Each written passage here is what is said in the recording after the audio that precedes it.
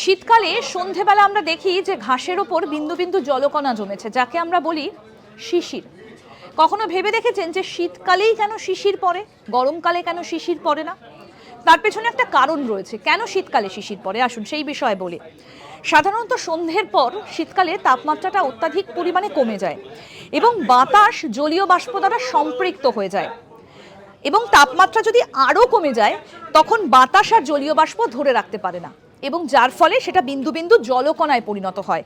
আর সেই যে শীতল বস্তুর ওপর যদি কোনো জলকণা বা সেই যে শীতল বাষ্পের ওপর যদি কোনো জলকণা জমা হয়, তাহলে সেটা ওই বিন্দু বিন্দু আকারে দেখতে পাওয়া যায়, যে কারণে শীতকালেই শিশির বিন্দু দেখা যায়।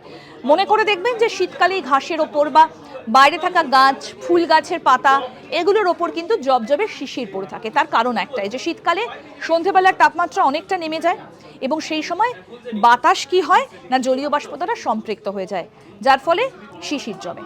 এরকম আরও অনেক অজানা আপডেট পেতে দেখতে থাকুন আজ তাক বাংলার ইউটিউব চ্যানেল, সাবস্ক্রাইব করুন।